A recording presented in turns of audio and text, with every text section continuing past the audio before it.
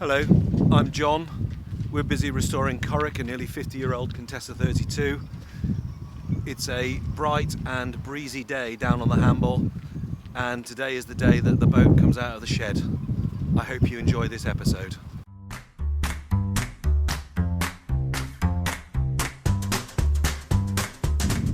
It's probably worth saying that we're coming out of the shed in order to get the mast in order to measure the forestay, in order to get the forestay in. But that doesn't mean that everything on the boat is complete, although there was a real flurry of activity yesterday to make sure that everything was good for us sitting out in the open. So I'll give you a quick update on where we are inside the boat and talk a little bit about a sudden glitch that we had and how we've overcome it.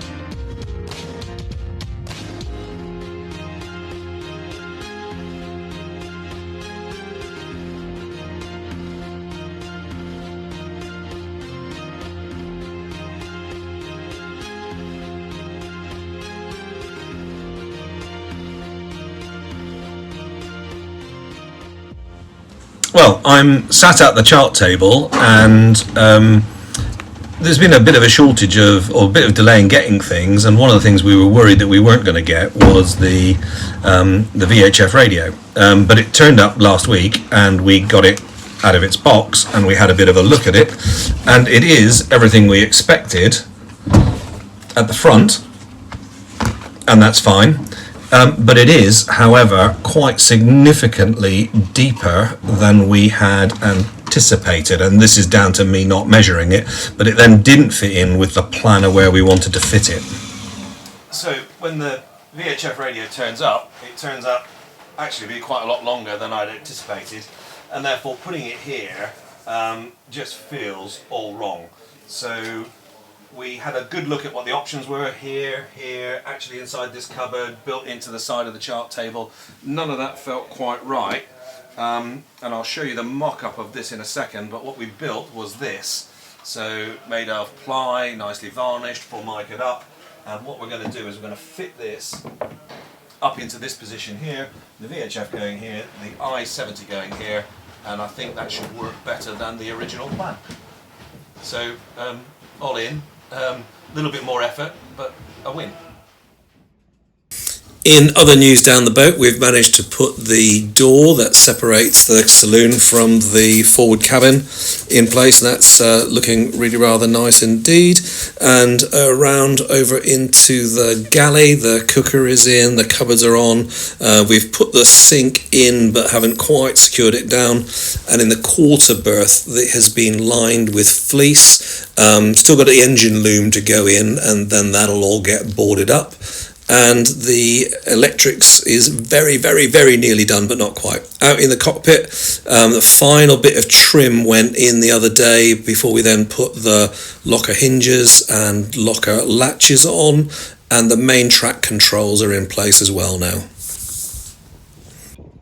Not for the first time, the question of costs has come up, and somebody asked me if I would give an overview of the cost of the project. And that's quite an interesting and difficult thing to answer, because of course, where do you stop counting, where do you start counting? But just by way of an opportunity to look at this, I talked earlier about the fact that we had got the VHF radio, and that it was a different size to what we expected, and we therefore decided to stick it in a box, and the box looks like this. So this is the box in its embryonic state. It's still got a bit of masking tape on it because it's just been varnished, but we're going to put this nice little fiddle on it. It is faced in Formica. It has got a nice strong back to it, etc. And you'd say to yourself, well, maybe that shouldn't cost too much. But the reality is that it takes a bit of time. So it took some time to it took some time to talk about exactly what we were going to do, come up with a design. It took some time to make the template, and as I've said 1,000 times before, templating is everything in this game, it would appear. Having made the template, we then needed to make sure it all worked. So there's the offering up of the instruments to it, then there's the cutting it out for real, then there is the varnishing and sanding it, then there is the application of the Formica to the outside, then there is the making of the fiddles. All of this is quite intricate, and it took me a lot longer than 6 hours, but I think if it had been Nick, it would have taken about 6 hours. And so you end up with a VHF radio that costs 500 quid and a box that might cost about 300. And that gives you some sort of idea of the ratios involved, I hope. Of course, that doesn't include any of the materials or the sort of overhead that comes here. But at the same time, I learned a lot making this, and I'm never going to forget that. And I enjoyed the process of doing it. And those things are difficult to price up as well, aren't they? So it's really terrific to have hit this milestone of getting the boat out of the shed. Next step is the mast in. I really do hope you enjoyed this video. Thank you for watching.